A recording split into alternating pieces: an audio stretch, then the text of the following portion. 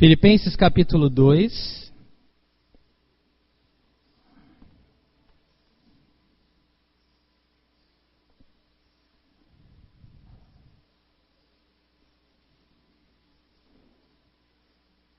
Versículos de 12 a 18. Filipenses 2, de 12 a 18.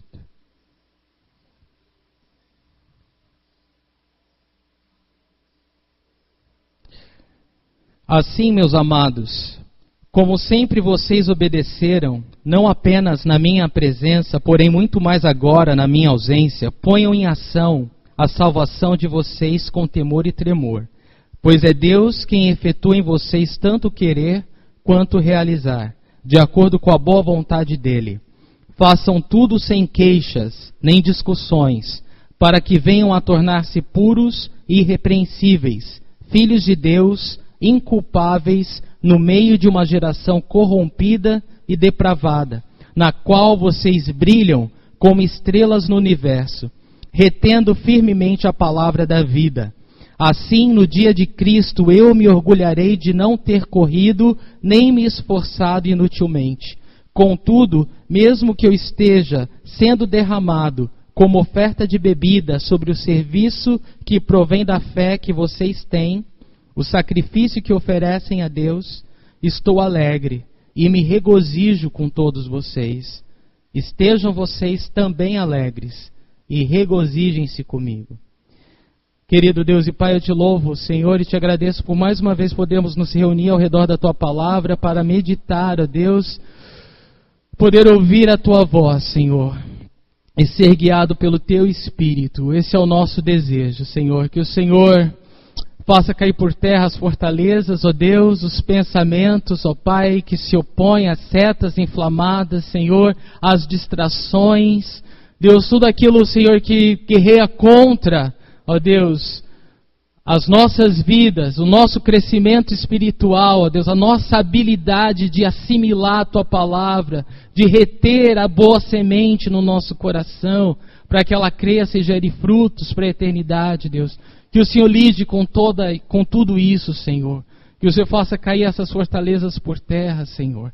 Nós sabemos, ó Deus, que a nossa luta não é contra a carne ou sangue, mas contra os demônios, Senhor, que operam nas regiões celestiais. Então nós pedimos que o Senhor Jesus vá à nossa frente. Que o Senhor Jesus abra o nosso coração. Que o Senhor Jesus abra os nossos ouvidos, nos dê entendimento. Nos dê, ó Senhor Deus, um coração pronto para obedecer, Senhor. Faz essa obra linda que o Teu Espírito Santo tem realizado. Completa um pouco mais essa noite para a glória do Teu nome, Deus. Esse é o nosso clamor e a nossa gratidão em nome de Jesus Cristo. Amém. Amém.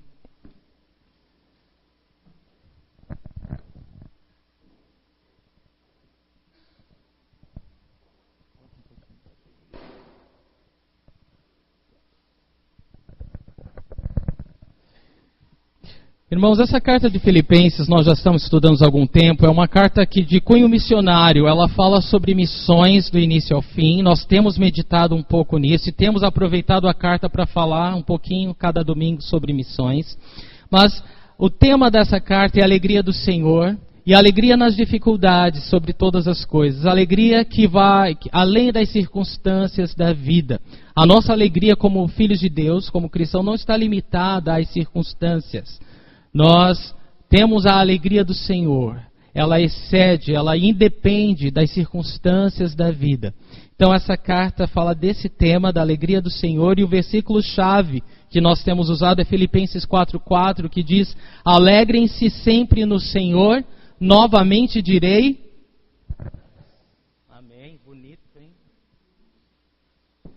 Novamente direi, alegrem-se. Então é uma carta que ordena, que nos encoraja a nos alegrar também. Nós vimos o capítulo 1 e agora no capítulo 2 estamos falando da mentalidade submissa, que é a mentalidade de Cristo. Cristo é o nosso exemplo, e na semana passada nós vimos o exemplo de Jesus Cristo, deixando a glória celestial, se humilhando como homem, e não só como homem, mas como servo, não é? Tomando em obediência ao Pai, morrendo, não é para nos salvar, mas não qualquer morte, morte de cruz, a morte dos amaldiçoados, dos malfeitores, Jesus deu a sua vida no nosso lugar. Ele tomou o nosso lugar na nossa morte para que pudéssemos hoje viver a sua vida, né? Para que Jesus vivesse através de nós. O tema e hoje nós vamos dar sequência a esse exemplo. Nós vamos ver o exemplo de Paulo essa noite. E a mensagem é: nossa vida é a maior oferta de amor ao Senhor. Nós podemos oferecer muitas coisas ao Senhor, mas nada o satisfaz como a nossa própria vida. Amém? Então a nossa vida é a maior oferta de amor ao Senhor. Esse é o tema da mensagem de hoje. O exemplo de Paulo. Quando a gente fala o exemplo de Paulo, é o mesmo exemplo que ele aprendeu com Jesus. É o exemplo de obediência. Obediência. Então nós vamos falar acima de tudo sobre obediência hoje. O versículo 12 ele diz assim: assim, meus amados, como sempre vocês obedeceram, não apenas na minha presença, porém muito mais agora na minha ausência, põe em ação a salvação de vocês com temor e tremor. Então Paulo, ele pegando o gancho ou a conexão da mensagem passada, né, que nós falamos bastante sobre o que, se você quer saber o coração de um servo, né, não é dando responsabilidades, mas privilégios, não é? É quando a pessoa ela tem privilégio, você sabe realmente o que está no coração dela, ou o caráter que ela tem, o que ela faz com os privilégios que tem. Então nessa mesma linha, Paulo ele segue no capítulo do versículo 12 falando que assim, meus amados, como sempre vocês obedeceram, não apenas na minha presença, porém muito mais agora na minha ausência. Ponham em ação a salvação de vocês com temor e tremor. Paulo está falando, olha, vocês vão obedecer, não porque eu estou presente. Vocês não vão obedecer por causa de medo. Vocês não vão obedecer por causa do homem. Vocês vão obedecer por causa do Senhor. Porque vocês amam o Senhor. Porque vocês vivem diante de Deus, vocês obedecem a Deus. Então Paulo está falando algo muito importante para nós. Porque às vezes eu ouço, né, uma brincadeira ou outra, o pastor está ali, né? Cuidado, como se eu fosse o Senhor. Eu não sou o Senhor. Glória a Deus, eu não sou o Senhor. Se você tiver que viver a sua vida, que você aprenda desde agora a viver diante do Senhor. Quando nós vivemos a nossa vida diante do Senhor, não importa o que os homens digam, porque nós vivemos para o Senhor. Mas se nós não vivemos a nossa vida diante do Senhor, nós vamos andar sempre com medo do homem. E o medo do homem, a palavra de Deus fala que é como um laço, é uma armadilha. Ela te prende, te aprisiona, te limita. Você nunca é tudo o que você é, você nunca pode ir tão longe quanto você é capaz de ir por causa do medo. O medo é uma barreira, o medo é um laço, o medo é uma prisão. Mas quando nós vivemos diante do Senhor, nós vivemos sem medo, nós vivemos livres, e ninguém pode nos segurar, ninguém pode nos deter, porque nós vivemos diante do Senhor, e isso nos basta, amém? Então Paulo ele está encorajando os irmãos, ele fala, olha, assim meus amados, como sempre vocês obedeceram, não apenas na minha presença, porém muito mais agora na minha ausência, ponham em ação a salvação de vocês com temor e tremor. Algumas pessoas se perguntam, o que Paulo quis dizer, põe em ação a salvação de vocês? Quer dizer que eles têm que trabalhar para serem salvos? Será que eles têm que fazer alguma coisa para efetivar a salvação deles? É isso que Paulo está falando? É claro que não, porque isso entraria em total contradição com aquilo que nós já aprendemos com as cartas de Paulo sobre a salvação por meio da graça. Nós somos salvos pela graça de Deus por meio da fé. É isso que Efésios 2, 8, 9 nos fala. Vamos ver, Efésios 2, 8, 9, diz lá, próximo slide, por favor. Pois vocês são salvos pela graça, por meio da fé. Isso não vem de vocês, é dom de Deus, não por obras para que ninguém se glorie. Então é claro que Paulo não está falando aqui, você tem que fazer alguma coisa para efetivar a sua salvação. É o oposto disso. Porque você é salvo. Você pode viver agora como cidadão celestial. Porque você é salvo, você pode exteriorizar a sua salvação. Você pode viver de tal maneira que em todas as áreas da sua vida você expressa quem você é. Você expressa da onde você é. Você expressa a quem você pertence. Então, quando você vive diante do Senhor, você não vive por medo, mas vive pela fé. Você vai exteriorizar essa sua nova vida.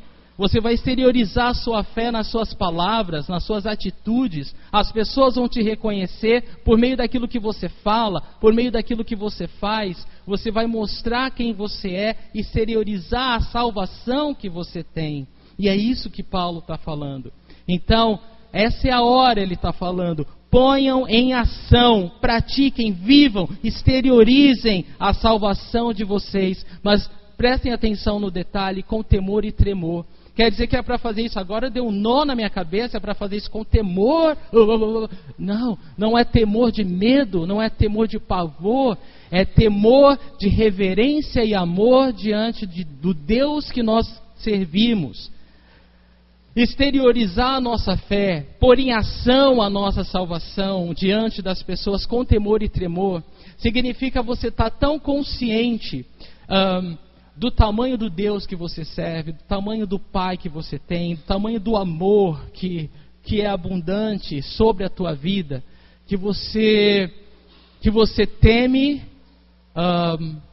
desagradá-lo. Você teme fazer alguma coisa que esteja fora daquilo que é bom, da vontade de Deus. Porque a vontade de Deus, ela é sempre boa, sempre agradável, sempre perfeita.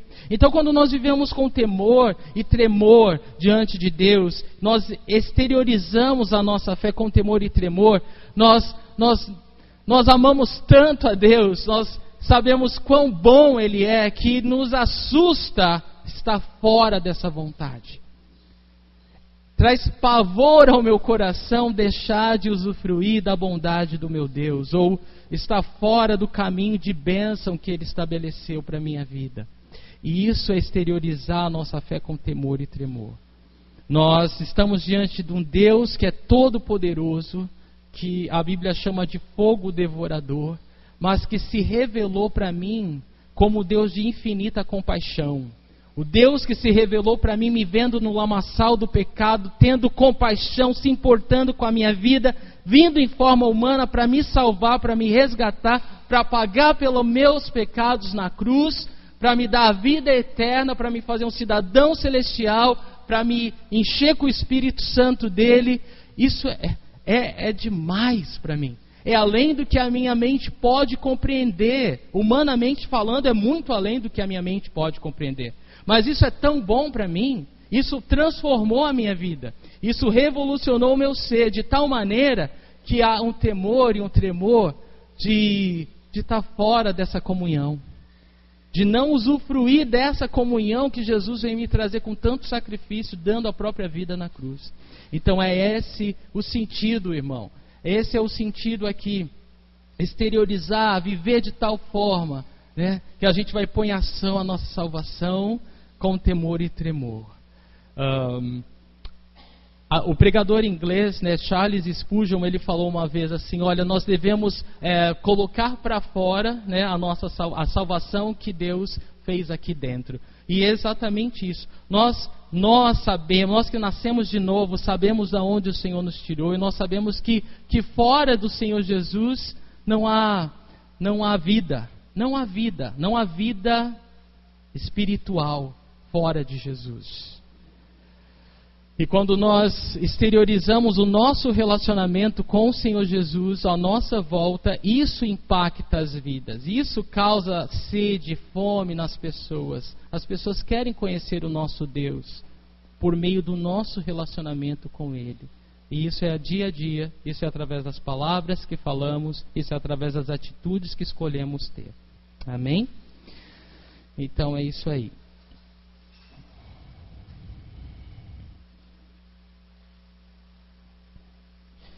E dentro do nosso tema e da mensagem dessa noite, que a nossa vida é a maior oferta que podemos oferecer a Deus, é muito lindo, né, a gente falar de missões e querer ver outras pessoas salvas, mas não podemos esquecer jamais que mais do que o que nós podemos dar ou fazer para Deus, o que Ele mais quer é o nosso coração. Não adianta, né, você querer salvar o mundo inteiro, sendo que o nosso relacionamento com o Senhor, né, não está bem. sendo que nós não estamos valorizando o sacrifício de Cristo por nós. E esse tipo de diálogo, irmãos, quando muitas vezes quando ele não é feito à luz da compaixão do Senhor, do amor, do infinito amor de Cristo por nós, ele soa pesado, ele soa desconfortável. Mas quando a gente fala desse relacionamento que Cristo veio estabelecer na cruz conosco, pagando o preço, tirando toda a condenação, toda a culpa, todo o pecado, tudo que podia nos afastar dele, Jesus tirou, ele pagou com o corpo dele, com o sangue dele. Ele não há mais empecilho. Você e eu precisamos entender que nada mais nos separa do Senhor Jesus. O sacrifício dele foi para sempre, foi total e completo. E por que nós não desfrutamos então? Porque nós nos distraímos e escolhemos outras coisas, mas não é porque existe algo ainda nos separando. Não, Jesus removeu. A palavra de Deus fala que ele triunfou sobre o inferno na cruz. Satanás, demônio, nada, ninguém tem mais poder sobre você. O sangue de Cristo nos purificou de todo o pecado, passado, presente e futuro. Então você precisa entender, não há mais razão lógica e ilógica, física, emocional, espiritual que possa separar você do relacionamento de Cristo. Você que nasceu de novo, você que aceitou Jesus como Senhor e Salvador, você que declarou Jesus como teu Senhor, nada mais pode te separar do amor dele. É o que a palavra de Deus nos diz. Então nós não temos desculpas, não é verdade? Nós não temos. O caminho está livre, o acesso limpo. O acesso está limpo. Tudo depende da nossa vontade, da nossa disposição, do nosso querer estar perto. Nos relacionar com Ele, falar com Ele, ouvir a voz dEle diariamente. Seguir a voz do Senhor. Então, veja que esse não é um diálogo pesado, pelo contrário, é um diálogo convidativo, leve, que tudo que precisa é eu dizer, eu não vou perder mais tempo, eu quero aproveitar ao máximo o meu relacionamento com o meu Salvador, porque o que Jesus fez por mim ninguém mais faria, e ninguém mais faz, e ninguém pode fazer. Então nós amamos o Senhor e amamos estar com Ele. E é por essa razão que muito mais do que o que a gente pode fazer para o Senhor, a gente entrega o nosso coração. A palavra de Deus fala, filho meu, dá-me o teu coração. Muitas vezes a palavra repete, filho meu, dá-me teu coração. Se você quer realmente agradar a Deus, você tem que entender isso. Não é subindo as escadarias, não é pagando uma promessa, não é pulando o muro do cemitério, não é fazendo qualquer coisa a não ser, meu irmão, entregando ao Senhor o teu coração. De verdade, falar, Senhor, eu te amo. Senhor, eu recebo do teu amor, eu recebo do teu perdão, eu recebo da tua graça hoje. E quantas vezes você vai fazer isso? Todos os dias, 10 vezes ao dia, 24 vezes ao dia, não importa. O quanto você quiser desfrutar da comunhão dele, porque o véu foi rasgado, o acesso está livre. Amém? Então é o máximo que você quiser, o quanto você quiser, você pode desfrutar da tua comunhão com Deus, do teu relacionamento com Jesus. Você tem que entender, irmão, de uma vez por todas, que João 3,16, Deus tanto amou o mundo que deu seu Filho unigênito, para que todo que nele crê não pereça, mas tenha vida eterna, não é para uma bacia cheia de gente, é para você individualmente. A salvação ela é individual, o relacionamento com Jesus é individual. E quando cada um de nós individualmente desfruta dessa graça, desse relacionamento, ele flui de nós. Ele toca tudo ao nosso redor. Mas nós temos a escolha de ter um relacionamento vivo, individual com o Senhor Jesus, ou nós podemos fazer de conta que não existe o lado pessoal e tornar tudo uma grande religião. O importa é ler a Bíblia, ir para a igreja, é fazer caridade. E você pode tornar o negócio muito impessoal, muito religioso, muito frio, muito ruim. Algo que deve ser desfrutado individualmente, de forma doce, de forma prazerosa, quando é desfrutado individualmente.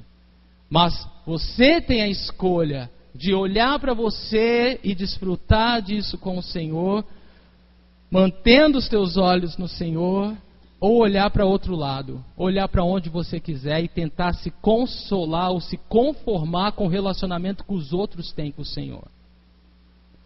Vocês entendem isso, gente? Amém?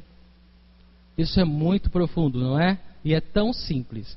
É tão lindo que o Evangelho é simples, né? Eu amo o Evangelho porque o Evangelho é simples. Simples não quer dizer fácil, né, de entender, mas ele é simples. Ele é muito simples.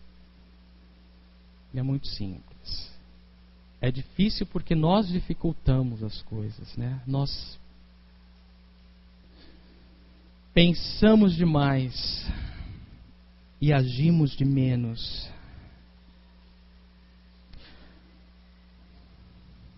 Então Paulo, ele espera que a atitude dos irmãos em Filipos seja uma atitude de obediência, assim como a de Cristo Jesus. De novo, não por causa da presença dele, mas porque eles vivem diante do Senhor. Versículo 13 diz: pois é Deus quem efetua em vocês tanto querer quanto realizar de acordo com a boa vontade dele. Veja que a vontade de Deus, ela é boa. E Deus, esse versículo para mim é muito profundo, é muito tremendo. Eu espero que para vocês também, né? Pois é Deus quem efetua em vocês tanto querer quanto realizar de acordo com a boa vontade dele. Deus está realizando em você a vontade dele. Não é profundo isso? É consolador, né? Consola meu coração saber que Deus tem tamanho interesse na minha vida. Deus se interessou por mim, que falou, é aquele lá que eu quero. Pumba! Jesus pagou o preço. Sou dele agora. E agora ele está trabalhando em mim. E eu amo, sabe o que eu mais amo em Jesus? É que ele chama a responsabilidade para si. Né? Aqueles que estiveram aqui na conferência de casais viram que o centro do relacionamento ali, da passagem dos deveres conjugais, é que Jesus Cristo é quem fala que ele vai apresentar a sua noiva santa, sem mácula, nem ruga. Não é? Ele chama, eu vou apresentar diante do Pai a minha noiva dessa forma.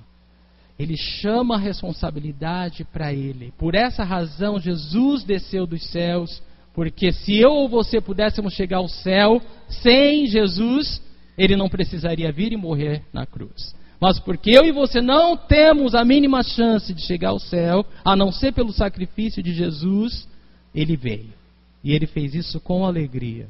Ele suportou a cruz por causa da alegria proposta depois da cruz, que é nos ter com ele para sempre. Então o que motivou Jesus foi o nosso relacionamento com ele.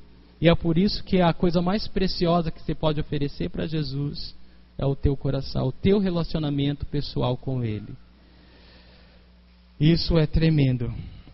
Então veja, o Senhor tem uma boa vontade, está trabalhando em nós, tanto o querer como realizar. Ele está conformando a nossa vontade à vontade dele. E esse é um trabalhar do Espírito Santo de Deus em nossas vidas, chamado santificação. Do ponto de vista espiritual eterno, nós fomos salvos. Estamos com o Senhor nos céus. Não há dúvida disso.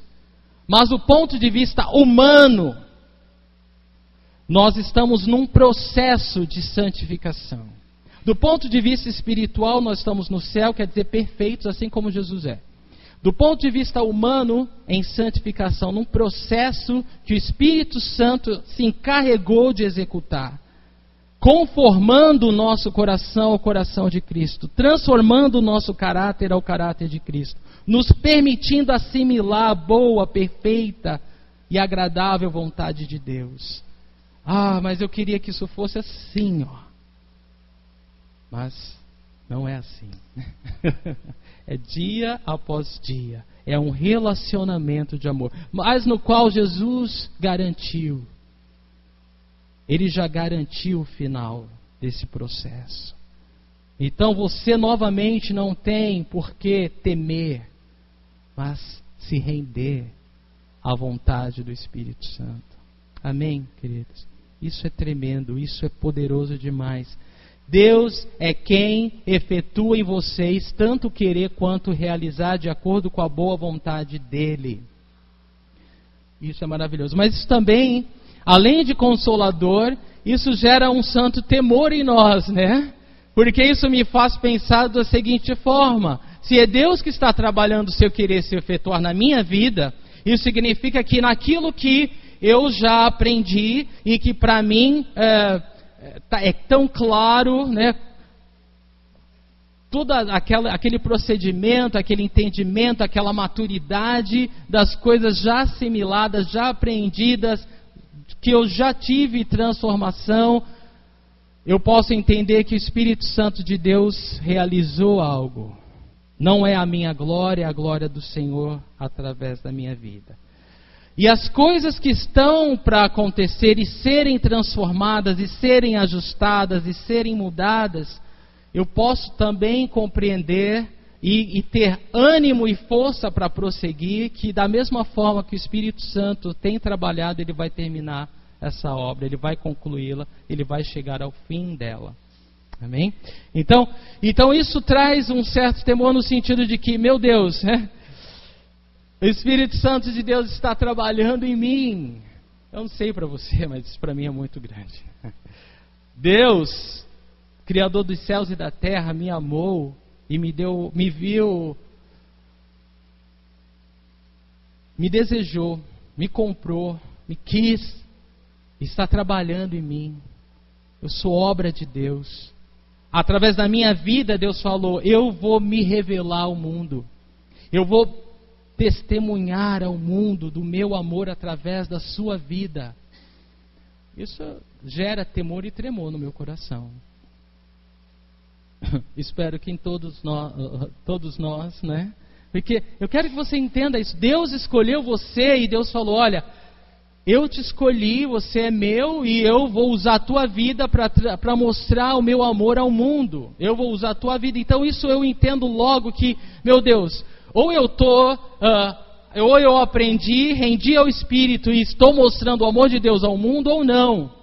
Algumas pessoas tentam colocar os irmãos para baixo e colocam peso e condenação, mas a minha Bíblia fala que não há mais condenação para os que estão em Cristo Jesus. Então, não há mais condenação. Então, ainda que as pessoas tentem colocar condenação, Jesus disse que não há mais condenação. Então, eu preciso entender apenas isso. É bem simples. Ou eu estou mostrando o amor de Deus ao mundo através da minha vida, ou não. Simplesmente isso. O diabo, ele quer que você se sinta mal. Não, só isso não. Você tem que sentir em condenação, porque em condenação você vai parar. Em condenação você vai estar tão consumido com o seu eu, com o que falta, com a podridão do seu coração, que você vai desistir. Que você vai correr, que você vai falar: não serve para mim. Tenho muito do mundo, tenho muito de mim mesmo para estar na igreja. Tudo isso é o que o diabo quer que você acredite. Ele é mentiroso e mente desde o princípio.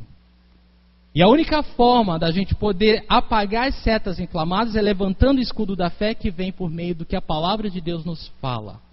Se você crê no que a palavra de Deus te fala, você está forte espiritualmente, pode resistir aos ataques do diabo. Mas se a palavra de Deus não habitar ricamente no teu coração, você vai acreditar em qualquer coisa, qualquer seta, qualquer mentira que o diabo colocar na tua mente. A nossa mente é o campo de batalha. É um campo de batalha. Você percebe, porque tem dias que você está super bem, tem dias que você está super mal. Tudo vai de acordo com aquilo que você mantém na sua cabeça. E você vai determinar as suas ações conforme aquilo que você pensa, aquilo que você acredita, aquilo que você se agarra. Daí é tão claro e tão necessário a gente estar lavando a nossa mente, né? Tendo esse renovo mental, não é? Colocar as promessas de Deus na nossa mente.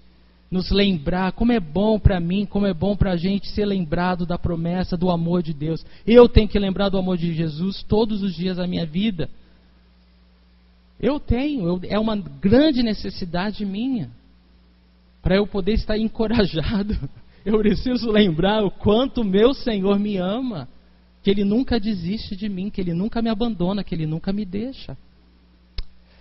Isso me dá força para continuar, irmãos. Isso me dá força para marchar, para lutar, para ver a glória de Deus. Então é isso. Isso é de Deus para a sua vida. Isso é de Deus para as nossas vidas, irmão. E essa vida de Deus em nós, a realidade de Cristo Jesus em você, ela é tão gloriosa. Se você coloca a tua mente na palavra de Deus e você dá vazão, né, à fé que o Senhor te dá por meio da palavra dele, você se descobre como uma fonte inesgotável, porque isso é o que a palavra de Deus fala, né? Aquele que crê em mim, rios de água viva fluirão do seu interior. Então é uma promessa que eu e você tem. Então há um rio de água viva habitando dentro de você, é a presença do Senhor, é o Espírito Santo de Deus, e quando você crê nisso, e você fala, quer saber de uma coisa? Eu não vou limitar eu não vou represar essa água viva, essa água abundante de mim, eu vou crer no amor de Deus, eu vou crer que Ele quer revelar esse amor às pessoas ao meu redor, Ele quer que eu brilhe nas trevas, e eu vou simplesmente crer e vou viver pela fé. E quando você faz essa decisão, meu irmão, isso é glorioso, porque aí nada pode te segurar, porque você está não olhando para você está olhando para Jesus, e você não está vivendo por medo, você está vivendo pela fé, você não está andando fugindo em condenação, mas você está avançando para a glória de Deus. Você entende? É um caminho totalmente oposto ao outro, só que a escolha é diária. A escolha é diária, e todos nós temos essa escolha. Então é muito fácil você perceber se o irmão está andando em condenação, ou na mentira do diabo, ou não. Porque as palavras falam, as atitudes mostram. E Deus está fazendo uma obra em nós, irmãos. Ele não para. Ele está fortalecendo a nossa fé.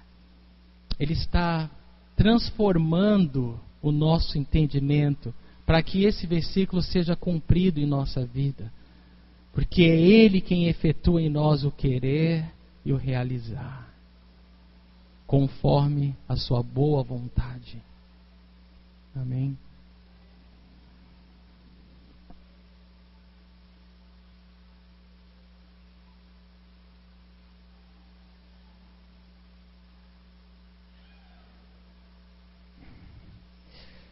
O fato de Paulo colocar que ele transforma segundo a sua boa vontade nos mostra a razão do agir de Deus em nós, ou do transformar de Deus em nós.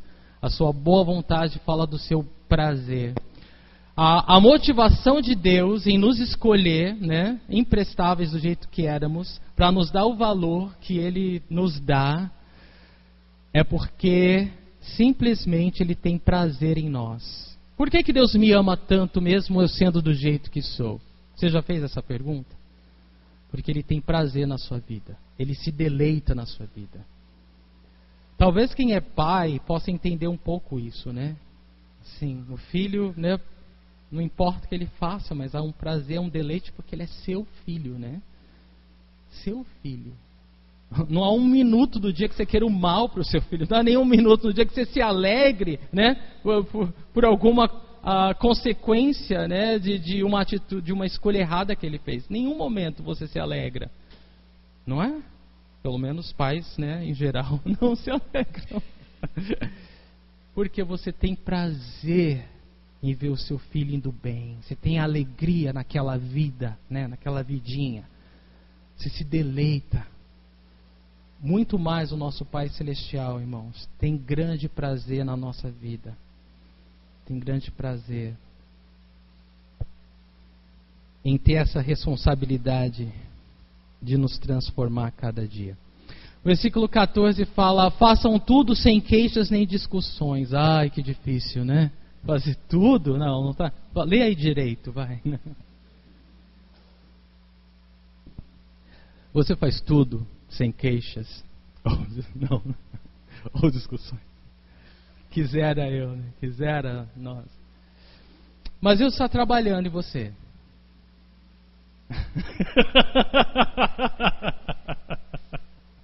Deus está trabalhando em você. Ele falou que está, então eu acredito que está, tá bom? Queridos, queixas e discussões fala de murmuração, é claro. E a figura, né, pelo menos que dá a entender aqui, é a do povo de Israel liberto do Egito. Você foi liberto do poder das trevas, do inferno. Você está indo para o céu, você é cidadão celestial, tem toda a herança de Deus, tem a autoridade do nome de Jesus, é corpo de Cristo, é a noiva dele, é o objeto do amor de Cristo, por quem ele deu a própria vida. Você tem tudo isso. O povo saiu do Egito debaixo de uma grande opressão, numa promessa que Deus daria uma terra que não ia faltar nada. Mas o que o povo murmurou não está escrito no gibi, né? O povo murmurou, sentiu saudade da cebola, sentiu saudade do alho poró, sentiu tanta coisa assim que você fala, meu Deus do céu, que povo doido, mas a gente faz a mesma coisa, né? Porque o que nós ganhamos em Cristo, meu irmão, é tão grande que você, né, não consegue absorver tudo. E eu acredito que é a mesma coisa. Nós somos muito imperfeitos, muito humanos, né? Muito limitados. E é por isso que nós murmuramos. É por isso que nós não estamos com a nossa mente, né, nas coisas do alto o tempo todo, né? Porque se nós mantemos a nossa mente nas coisas do alto, nós vamos ter outro linguajar, nós vamos ter a boca fala que o coração está cheio. Aquilo que sair da nossa boca vai edificar, vai abençoar, vai levantar as pessoas. Não vai ser aquele comentário que vai fazer o outro duvidar do outro, suspeitar do outro, né, se afastar do outro. Não! Vão ser palavras de vida, vão ser palavras que vão transformar, vão atrair as pessoas para mais perto de Deus. É um outro agir, é um agir transformado pelo Espírito Santo de Deus. E é essa obra que Deus está fazendo em nós, irmãos. É essa obra. Então você precisa saber disso para se render, para deixar o Espírito Santo à vontade de fazer a obra dele na sua vida. E aqui fala, olha, façam tudo sem queixas nem discussões. E que essa seja a nossa oração, né? Que a gente possa orar a Deus e falar, Deus, eu quero aprender a murmurar menos e a te louvar mais. Se eu pelo menos orar mais do que eu murmuro, já estou progredindo, não é? Porque a questão nossa, eu coloquei três grandes áreas que nós, infelizmente, como cristãos, mais murmuramos, tá? Mais nos queixamos, mais discutimos, falamos a respeito. A primeira delas é a providência divina, né? Quando a gente reclama de alguma situação, a gente precisa entender que a gente está duvidando da fidelidade de Deus. A gente está duvidando que Deus é soberano e está no controle de todas as coisas. Então a gente tem que tomar muito cuidado do modo que a gente fala, porque a gente não quer falar, a gente não quer transparecer que a gente não confia em Deus. Tá bom, se você não confia, vai fazer o quê? Você tem que ser lembrado e exortado por um irmão a confiar, né? Então tudo bem. Mas, se você meditar antes de falar, você mesmo vai entender que desnecessário fazer esse comentário. Por quê? Porque Deus está no controle dessa situação, não é?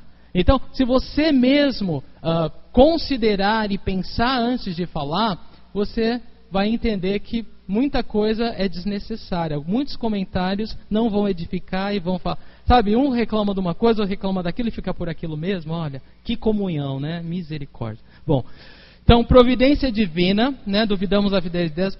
Um do outro. Você viu o que fulano fez? Você viu? Nossa, aquilo. Um comentário, mas é só um comentário. É uma seta do inferno, porque aquela brincadeirinha, aquele comentáriozinho, aquilo que você não foi capaz de falar na frente do outro e falou para o outro, isso daí, o diabo era tudo que ele queria para ele trazer divisão e contenda no meio do corpo de Cristo. Então, muito problemas de relacionamentos acabam acontecendo desnecessariamente por causa de palavras malditas, não é? De comentários malditos que nós fazemos como corpo de Cristo.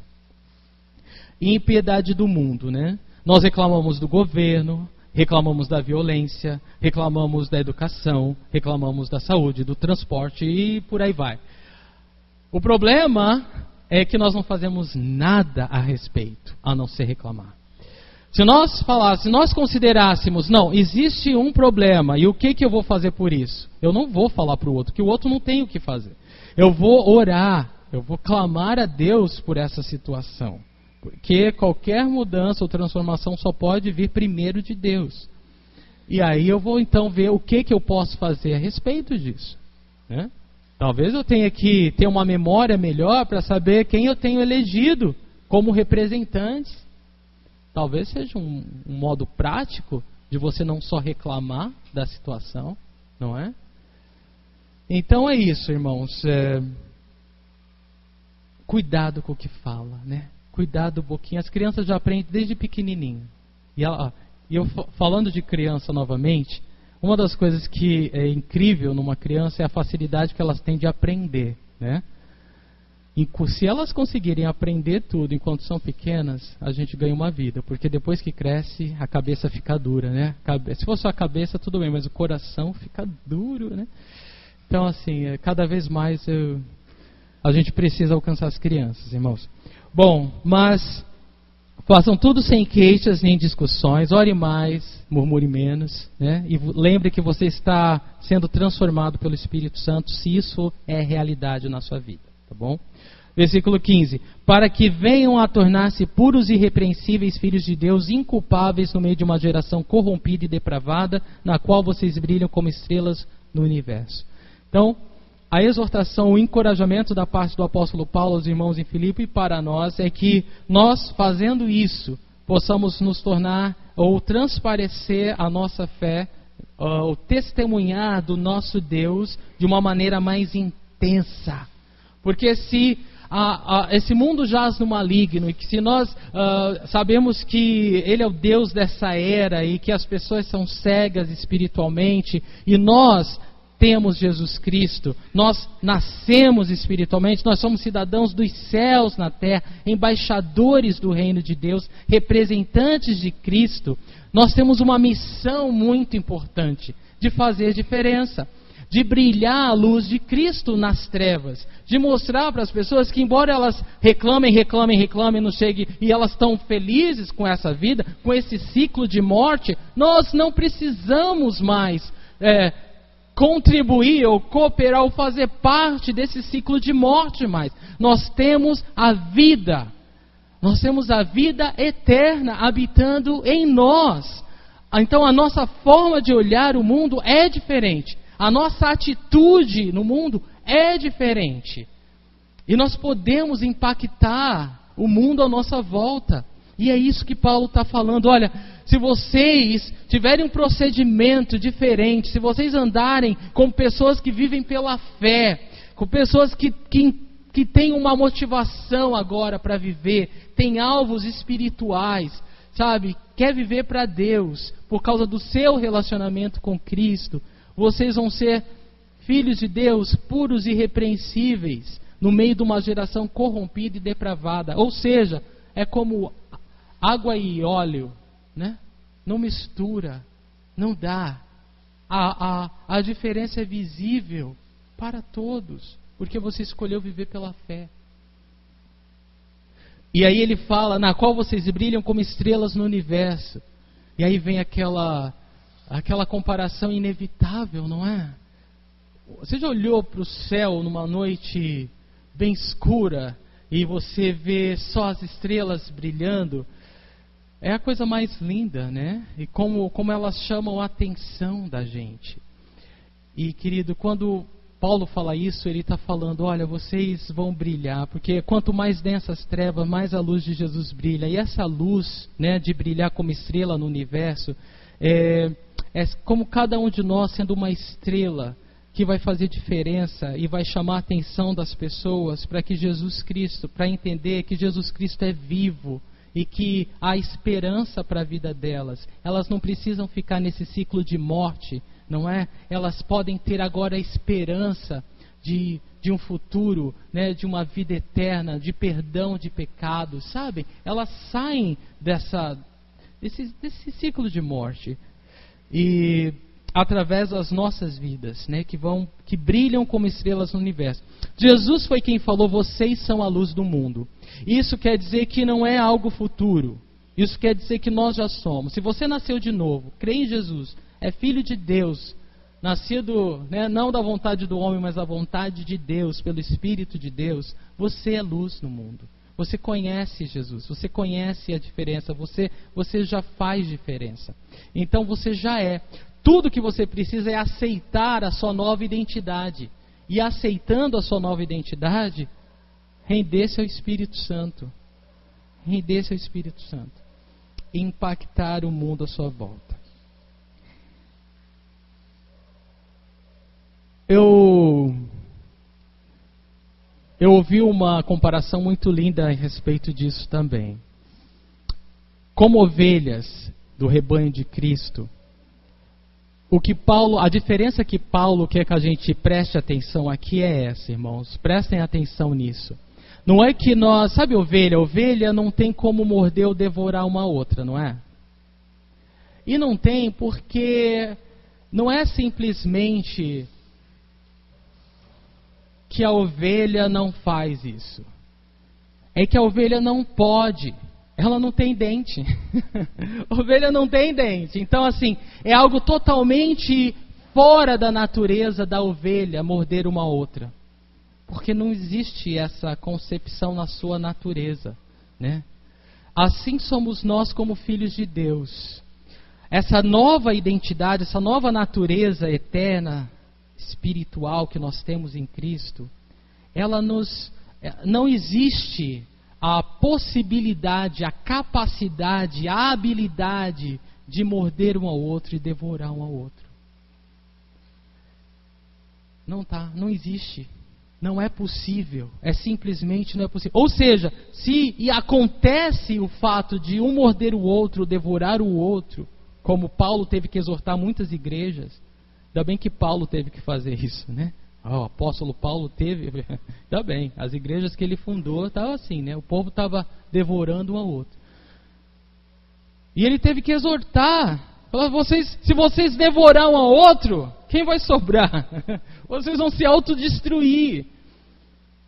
Então é algo que a gente precisa entender, que o ponto de Paulo aqui é exatamente esse, é que essa nova natureza que nós temos como cidadãos celestiais, filhos de Deus, ela nos impossibilita morder um ao outro, agredir um ao outro, ofender um ao outro, maltratar um ao outro, desprezar um ao outro.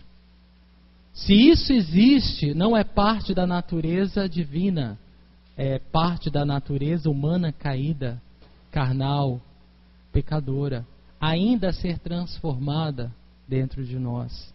E nós precisamos saber disso para nos render ao Espírito Santo de Deus. E assim nós fazemos diferença nesse mundo. Um outro ponto importante sobre luz é que a palavra de Deus, Jesus mesmo, ele fala nos evangelhos que ninguém acende uma candeia para colocá-la onde? Debaixo da cama, né?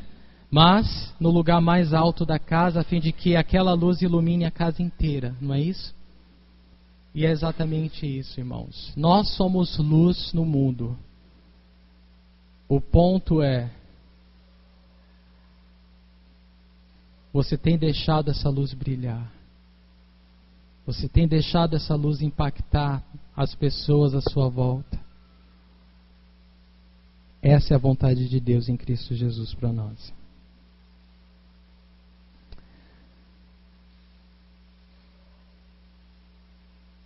Uma boa frase que você pode... Vamos falar junto? Olha, aqui está falando que você é luz, você brilha como estrela no universo. Vamos falar junto? Eu brilho como estrela no universo. Vamos falar? 1, 2, 3 e... Eu brilho como estrela no universo. É o que a palavra de Deus fala de você. Então, não é palavra mágica, é quem você é. Você brilha como estrela no universo. Não porque você tem luz em você, mas porque Jesus é a tua luz. Amém? E você pode brilhar como estrela no universo. E alguns pontos para que serve a luz. Eu quero falar com você. Primeira coisa, quando você acende a luz em casa, você sabe exatamente onde as coisas estão, não é? Então a luz serve para mostrar coisas. Outro ponto, aquelas luzinhas na pista, quando você dirige e tem na estrada um monte de luzinha, aquilo ajuda muito, né? A luz também serve para dar direção, para guiar, não é? Por exemplo, quando o carro quer dizer que vai virar para a direita, para a esquerda, ele dá seta. Então aquela luzinha também serve para alertar as pessoas. Quando chega Natal, as pessoas amam luz, elas colocam luz em prédio, em árvores, em tudo que é lugar, porque a luz também alegra. E quando apaga a luz, nós temos essas luzes de segurança que são acionadas, porque elas também nos ajudam, elas nos trazem segurança. Então uma luz também é usada para segurança. Então, de novo, a luz serve para mostrar coisas, para guiar e dar direção, para alertar, para alegrar e dar segurança. Esse é o propósito de Deus na sua vida, através de você. Se você procurava um sentido na vida, um propósito para existir, você tem. Deus, Ele te ama e Ele te salvou em Cristo para que você possa mostrar as coisas para as pessoas, guiar, dar direção, alertar, alegrar e dar segurança. Jesus Cristo está usando você para isso. E é importante a gente saber disso. Então tudo isso, né, a luz surte efeito, né, através de Cristo Jesus. Nós fazemos isso através de Cristo Jesus. O versículo 16 diz: retendo firmemente a palavra da vida, assim no dia de Cristo eu me orgulharei de não ter corrido nem me esforçado inutilmente. Então Paulo, ele já, para concluir esse pensamento, ele fala: olha, vocês vão ser essa luz no universo, essa estrela no universo, retendo firmemente a palavra. Irmãos, novamente, a palavra de Deus, ela é a bússola, ela é tudo para nós, é o nosso alimento espiritual. Você precisa dessa palavra. A palavra deve habitar ricamente dentro de você, porque é ela que te traz esperança, é ela que te ajuda no momento da dificuldade, no momento dos ataques espirituais. Tendo a palavra, você vai rebater as setas do inimigo com a palavra. Todas as vezes que Jesus foi tentado, né, e o inimigo usou a própria palavra distorcidamente, Jesus, ele rebateu com a palavra de Deus. Você precisa conhecer a palavra de Deus, a fim de que você possa não só escapar das tentações, mas também fortalecer a tua fé diante dos ataques espirituais diários. Então, Paulo, ele fala: olha, retenha firmemente a palavra da vida, e assim no dia de Cristo eu me orgulharei de não ter corrido e nem me esforçado inutilmente. A ideia de Paulo de saber que todo o trabalho que ele estava tendo, ensinando, corrigindo, exortando o povo na palavra de Deus, ele tinha pavor em pensar de que, mas não por causa dele, não por causa do trabalho dele, mas por causa do amor que ele tinha por aquelas vidas. Ele não queria que fosse em vão. Então, num outro momento, ele falou: olha, eu sofro com dores de parto até que Cristo seja formado em vocês. O desejo do apóstolo sempre foi de que as pessoas, elas não fossem apenas ouvintes, mas praticantes da palavra de Deus, que elas pudessem agarrar aquela palavra e viver, correr com aquela palavra, passar aquela palavra adiante, viver aquela palavra. Então ele fala isso: olha, no dia de Cristo, né, na consumação de todas as coisas, quando tudo isso aqui for uma página virada na história, e eu quero naquele dia poder me orgulhar de que nada foi em vão, né, de que esse trabalho foi em vão. É claro que Paulo sabe que nenhum trabalho no Senhor é em vão, mas aqui ele mostra o coração dele de falar: por favor, levem a sério o que vocês estão ouvindo, por favor, pratiquem essa palavra, por favor, não saiam daqui como se tudo isso que eu falei entrasse por um ouvido e saísse pelo outro. Isso é a palavra da vida. Então, esse era o coração de Paulo aqui. Versículo 17 diz: contudo, mesmo que eu esteja sendo derramado como oferta de bebida sobre o serviço que provém da fé que vocês têm, o sacrifício que oferecem a Deus, estou alegre e me regozijo com todos vocês. Quando Paulo fala, mesmo que eu esteja sendo derramado como oferta de bebida, é porque os judeus, quando eles ofereciam um sacrifício a Deus, havia a possibilidade deles fazerem uma libação. A libação era uma oferta de bebida junto com o animal que estava sendo sacrificado. Então eles derramavam vinho ao lado do sacrifício, do animal que estava sendo ofertado a Deus em sacrifício. E os pagãos tinham a mesma prática, só que eles jogavam a bebida em cima do sacrifício. Paulo está usando essa figura lá do Antigo Testamento para expressar aquilo que poderia acontecer na vida dele, né? Ele poderia ser executado. Lembra que Paulo estava numa prisão esperando o julgamento para ser executado ou não. Então ele está falando aqui, olha, irmãos de Filipos, mesmo que eu seja derramado como oferta de bebida sobre o serviço que provém da fé que vocês têm, o sacrifício que oferecem a Deus, estou alegre e me regozijo com todos vocês. Então Paulo está falando, olha, a fé, o serviço da fé que vocês estão fazendo, servindo ao Senhor, perseverando na palavra, mandando essa oferta pelo irmão para mim, tudo que vocês estão vivendo pela fé de vocês, todo o serviço que vocês têm desenvolvido por causa da fé de vocês em Cristo Jesus, isso é para a glória de Deus. Ele fala, eu me alegro.